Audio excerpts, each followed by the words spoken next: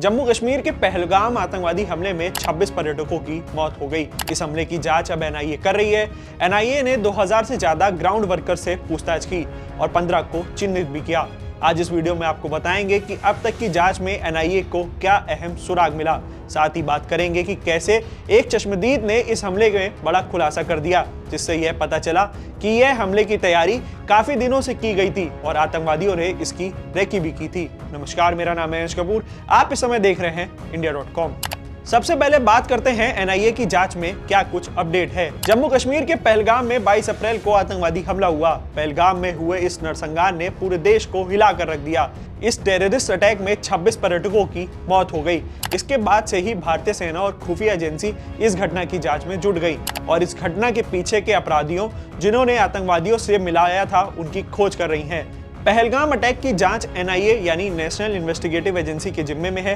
जांच में एनआईए को अहम सुराग मिले हैं, जिससे पहलगाम हमले की गुत्थी सुलझ सकती है और पाक बेनकाब हो सकता है। जानकारी के अनुसार एनआईए ने करीब 2000 से ज्यादा ग्राउंड वर्कर से पूछताछ की। इनमें से कम 15 से ग्राउंड वर्कर्स एनआईए की रडार पर भी हैं। जम्मू कश्मीर के कुपवाड़ा जिले में सुरक्षा बलों ने पिछले हफ्ते 10 घरों को तबाह कर दिया। इसमें से एक फारूक अहमद उर्फ फारूक टिवड़ा का भी है। पहलगाम हमले के सिलसिले में जब जांच हुई तो पता चला कि इस अटैक में पाकिस्तानी बेस्ड आतंकियों का बड़ा हाथ है। वांटेड आतंकियों में से एक लश्कर तैयबा का कमांडो फारूक अहमद है। इस बारे में यह माना जाता है कि यह पाकिस्तान के कब्जे वाले कश्मीर में काम कर रहा है। फिलहाल पहलगाम अटैक के बाद सुरक्षा बल, खुफिया एजेंसी और जांच दल कश्मीर में लगातार अभियान चला रहे हैं। बड़े पैमाने पर लोगों को हिरासत में लिया जा रहा है। सुरक्षा बलों ने कई ऐसे लोगों को गिरफ्तार भी किया है जिनके बारे में माना जाता है कि उन्होंने हमलावरों की मदद की। एनआईए ने आधिकारिक तौर पर जम्मू कश्मीर पुलिस से जांच अपने हाथ में ले ली। कार्रवाई के दौरान आतंकवादियों के 10 घरों को ढहा भी दिया गया। स्थानीय सरकार ने जम्मू कश्मीर में इन स्थलों की सुरक्षा ऑडिट की समीक्षा के लिए 40 से अधिक पर्यटन स्थल को बंद करने का फैसला लिया। इसी बीच भारत और पाकिस्तान के बीच भी तनाव बढ़ता जा रहा है। कारण यह है कि पाकिस्तान सेना लगातार 6 दिन से एलओसी पर सीज फायर का उल्लंघन कर रही है। हालांकि भारतीय सेना भी इसका मुंहतोड़ जवाब दे रही है। अब बात करते हैं कि कैसे एक चश्मदीद के बयान ने इस हमले का एक और अहम सुराग दे दिया। इस बड़े सुराग से यह पता चल सकता है कि हमले की पहले से रेकी की गई थी। महाराष्ट्र के एक युवक ने दावा किया है कि पहलगाम आतंकवादी हमले के एक दिन पहले संदिग्ध हमलावर ने आतंकवादी हमले से पहले उससे बात की। उससे यह पूछा कि तुम हिंदू हो, तुम कश्मीरी जैसे नहीं लगते। हाल में कश्मीर से लौटे महाराष्ट्र के जालना शहर के एक युवक ने यह दावा किया है कि पहलगाम आतंकवादी मामले में एक संदिग्ध हमलावर ने आतंकवादी हमले से पहले उससे बात की।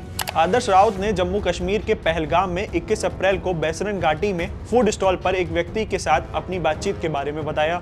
उन्होंने कहा कि मुझे याद है कि एक व्यक्ति ने मुझसे पूछा कि हिंदू हो तुम कश्मीरी जैसे नहीं लगते। राउत के मुताबिक वह 21 अप्रैल को पहलगाम में घुड़सवारी करने गए थे और खाना खाने के लिए मैगी स्टॉल पर रुके थे। तभी एक आदमी उनके पास आया और उनसे पूछा कि क्या वह हिंदू है। उसने राउत से यह भी कहा कि वह कश्मीरी जैसे नहीं दिखते। राउत ने कहा इसके बाद संदिग्ध अपने साथियों की ओर देखता है और कहता है आज भीड़ कम है। सुनिए राउत को। 21 तारीख को अब मैं घोड़ा लेके ऊपर गया था और मैगी के स्टॉल पे जब मैं रुका था तो मुझे कुछ लोगों ने, वहाँ पे 3-4 लोग आए थे, 5-6 लोग, उसमें से एक व्यक्ति ने मुझे पूछा था कि आप कश्मीरी हो क्या, हिंदू हो क्या, आप यही यहाँ के नहीं लगते। मैंने उनको बताया था कि नहीं, मैं यही का हूँ। और उसके बाद उनमें ऐसे मतलब वो बात चल रही थी कि आज यहाँ पे भीड़ बहुत कम है, ऐसा वो बोलकर वहां से निकल गए। और वहाँ पे नेटवर्क नहीं था तो मैंने वो मैगी वाले का नंबर लिया था और वो नीचे आके मैंने उनको पेमेंट किया। दूसरे दिन जब वहाँ पे हल्ला हुआ और उसके 1-2 दिन बाद जब उसके स्केचेस रिलीज हुए तो मैंने मेरे पिताजी को बताया कि इन्होंने जो एजेंसीज ने जो स्केचेस रिलीज किए उसमें से एक इंसान जो है उसने मुझसे वहाँ पे बात की थी। ऐसे में ये बयान बड़ा अहम हो जाता है और जांच एजेंसियों को इससे कई बड़े सबूत भी मिल सकते हैं। इस खबर पर हमारी नजर बनी रहेगी। देखते रहिए, तब तक के लिए इंडिया.com। कैमरे के पीछे थी हमारी साथी Ananta. Thank you for watching.